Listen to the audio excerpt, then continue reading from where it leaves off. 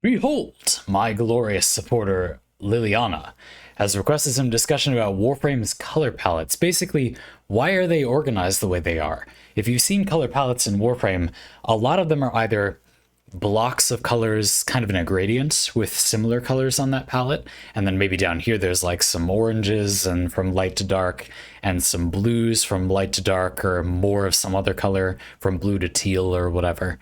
And then there are other color palettes where they're just all over the place. What's even going on? Maybe a simple answer for some of them.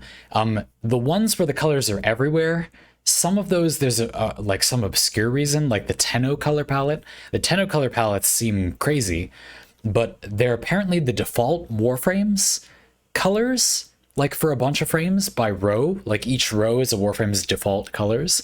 I never knew this. There's still a lot to say about that. Like that's just like a fact answer that somebody on the Discord said, "Oh, this is why." But like that doesn't like really answer my question about that. Why is that you does anyone want that? You know what I mean? Is that useful? I guess so. I don't know. Like do you want maybe that's useful? I don't really know. I feel like almost no one who owns those palettes actually knows that. So I'm not sure that is useful. But it is probably correct.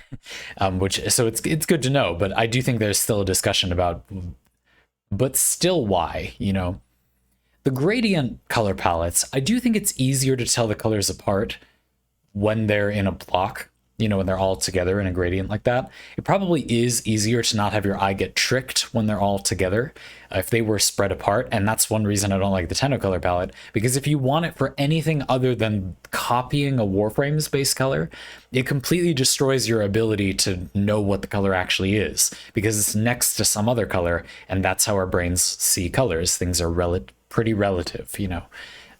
So I don't know, that's hard.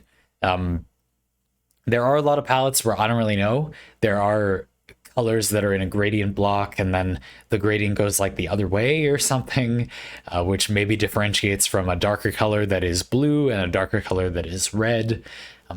I don't know. It's hard. I do think color palettes in any game would be challenging. And to be fair, Warframe gives you a lot of freedom with how you use them. So it's hard. But yeah, I'm not convinced that it's like particularly good. Not that it's a worse solution than anyone else necessarily. I don't know. I think another thing to mention about the color palette thing is that needing to buy them, with platinum, does somewhat put a damper on choosing a color, because a lot of the time if you only have a few palettes, you don't have much of a choice. Like you have this one black, or this range of greens, not that many options within a color. So picking one among such a small number is often relatively meaningless. But a lot of people get way into Warframe's fashion frame, myself included. And so yeah, sure, I guess having them organized that way kind of helps, so we can pick out the relative difference between the shades. I think there's a negative too. I think that to some degree, having there be a bunch of colors in a gradient, and then oftentimes what color palettes in Warframe do is they start at maybe a green, and then what they're going to do is they're going to gradient into a gradient for another color, and it will mostly be magenta at some point. The Infested palette makes me think of this. And then in the middle, there might be a color that's like pretty not either of those colors. So that's one thing. And I think that way of doing it, a gradient into another gradient, does often kind of yuck with your brain a little. You don't realize that it actually is, a pretty brown color or whatever, because it's next to too many other colors that feel that way. Or even you just look at it at a glance and think, oh, it's like green and magenta mixed together. But that might look brown, but you know what I mean? You might not immediately think, which is kind of brown, which can make it unintuitive sometimes. You pick a color and think, well, that looks like that, So that's something. Finally, of course, Warframe color palettes would have a lot less work to do if Warframe's textures had less they were doing. Warframe often has, a part of a Warframe is metallic. This part is metallic.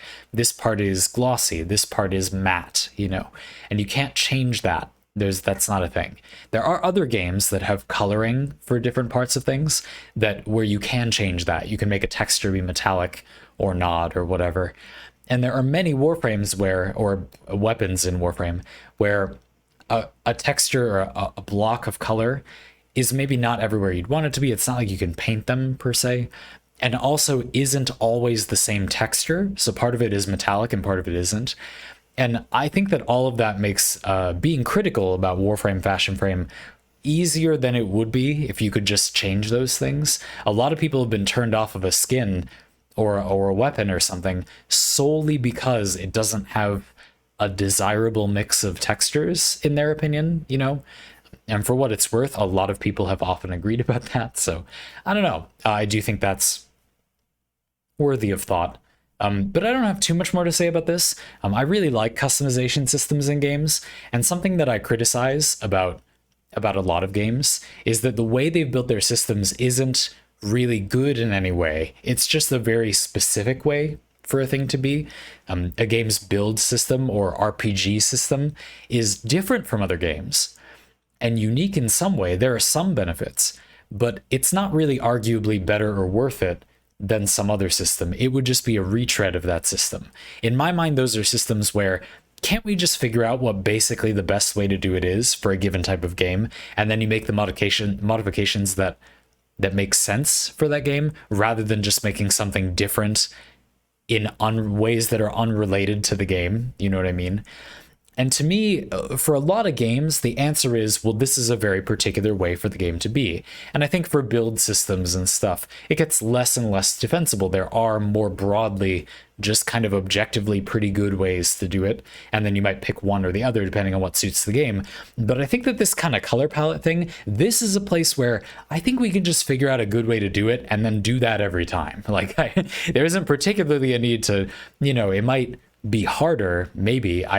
I'm not really feeling like it would be that much harder, but I'm not a game designer. I don't know.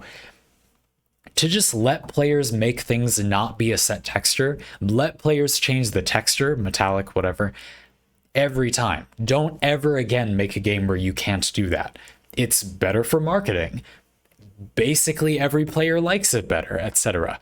And then the only problem would be if the game suddenly makes a bunch of texture areas that are multiple textures, so they can kind of force you to buy the texture modifying thing. That's bad, I guess, but if we just don't do that, I don't know. You see what I'm trying to say? It kind of feels like for this color palette thing, there's just a single best way to do it, and we should always do it that way. I'm not really sure why games have to have such very different ways to customize that. If it's not going to be like less or more, some games there's just less, you know, cosmetic customization, but sometimes it feels like games have very different options, but not for any clear reason. Like, why everybody just wants these options, or not just wants these options, but everyone can agree that having this option is good. So it is worth, you know, it's relatively worth that amount of effort to put into the game. So I don't know. That's a thought. I'm not sure how much that's worth, but that's what I got to say. I still really like Warframe's color palettes, and I like that they have themes. I think that's a cool idea. But I'm not sure how beneficial it is that they be organized that way.